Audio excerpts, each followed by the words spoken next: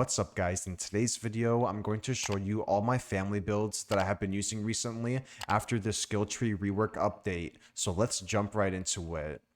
For the first build, I'm going to show you my Leatherface build. So for the ability tree, I have overheat reduction for level 1, stalling resistance for level 2, and instant activation for level 3.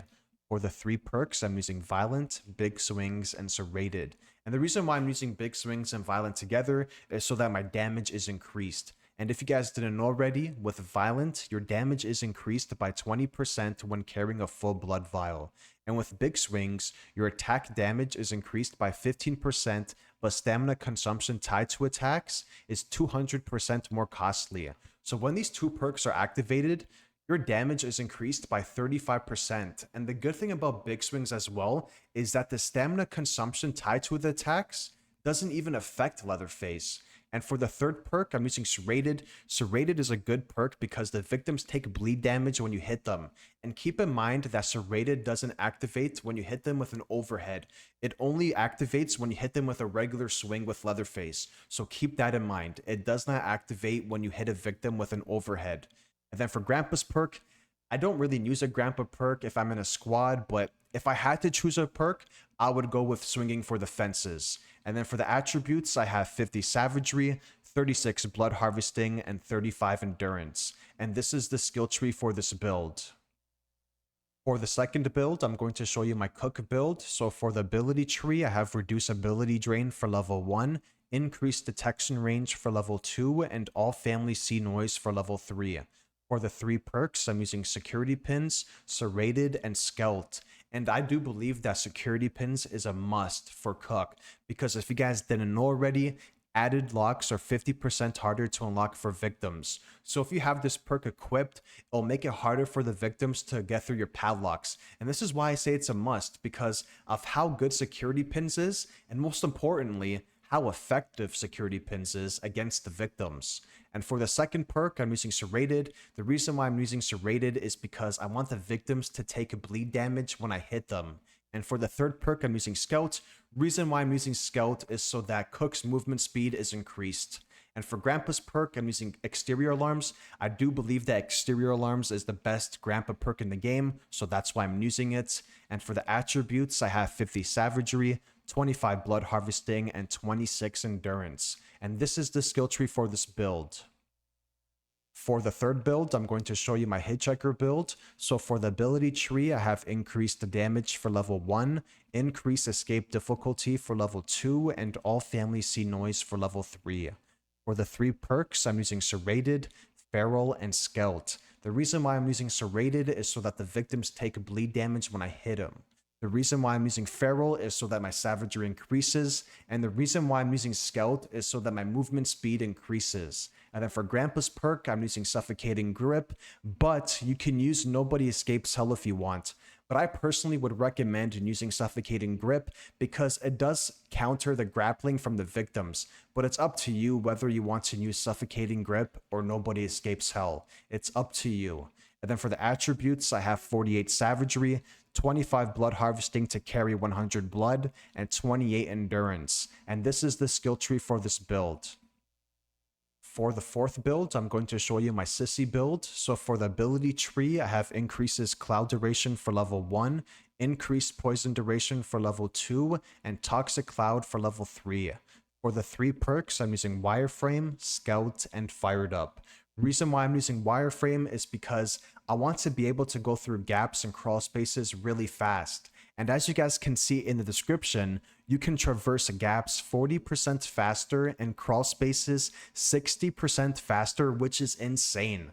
And for the 2nd perk, I'm using Scout because I want to have that increased movement speed. And for the 3rd perk, I'm using Fired Up because I want to be able to get my stamina back really fast.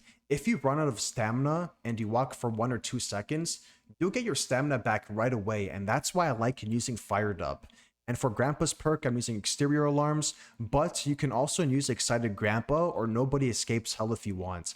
But I would recommend using Exterior Alarms because I do believe it is the best Grandpa perk in the game, but it's up to you when it comes to the Grandpa perk. And then for the attributes, I have 35 savagery, 38 blood harvesting, and 23 endurance. And this is the skill tree for this build. For the fifth build, I'm going to show you my Johnny build. So for the ability tree, I have quicker recharge for level 1, increased clue range for level 2, and analyze clues faster for level 3. For the 3 perks, I'm using Violent, Scout, and Unrelenting. The reason why I'm using Violent is so that my damage is increased. The reason why I'm using Scout is because I want that increased movement speed. And the reason why I'm using Unrelenting is because I want my endurance to be increased.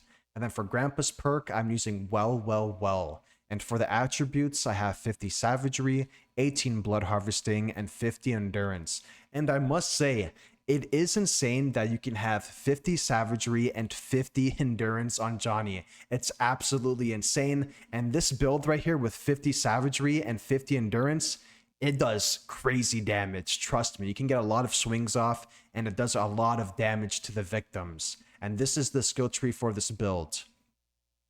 For the sixth build, I'm going to show you my Nancy build. So for the ability tree, I have reduced ability cooldown for level 1, quicker recharge rates for level 2, and clear vision for level 3. For the 3 perks, I'm using Unrelenting, Pins and Needles, and Poison Claws. And the reason why I'm using Unrelenting is so that my endurance is increased. And for the second perk, I'm using Pins and Needles.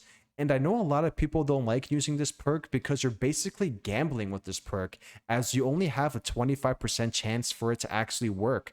But that's what I like about this perk. You're gambling with it, but when it does activate, and when it activates multiple times in one match, you're going to have a lot of traps all around the map, and that's going to put a lot of pressure on the victims. So that's why I like using Pins and Needles, because of the satisfaction you get when it actually works, and when it works multiple times in one match. And then for the third perk, I'm using Poison Claws. I do believe that Poison Claws is the best Nancy perk because, as you guys can see in the description, attacks have a slight poison effect for 8 seconds. And let me tell you something. When you hit a victim, this perk will definitely help you and your teammates get kills, because when you hit a victim, they're going to be running into corners and running into walls because of that poison effect that it has. And that's why I do believe that Poison Claws is the best Nancy perk, but that's just my opinion. And then for Grandpa's perk, I'm using Well. And for the attributes, I have 41 savagery, 33 blood harvesting, and 30 endurance. And this is the skill tree for this build.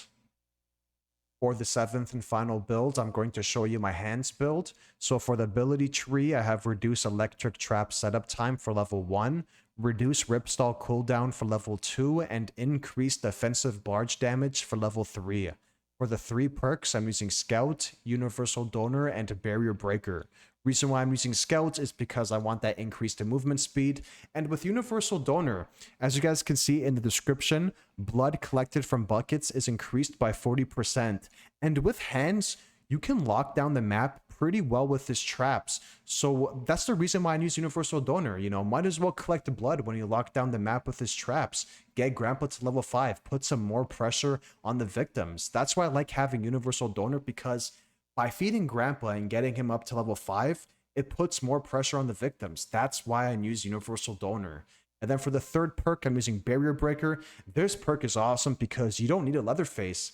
This perk with hands, you literally do Leatherface's job by breaking the barricades. And that's why I like using hands, because he has the traps and he can break barricades. That's awesome. That's exactly why I use Barrier Breaker, because you literally can replace Leatherface with hands. That's why I like using Barrier Breaker. And then for Grandpa's perk, I'm using Well. And for the attributes, I have 45 savagery, 35 blood harvesting, and 26 endurance. And this is the skill tree for this build. Those were my family builds that I have been using after the skill tree rework update, and be sure to leave a comment down below and let me know, what do you think about my builds and what family builds are you using? But other than that, be sure to leave a like and subscribe, and take care guys, and have a good day. See you in the next one.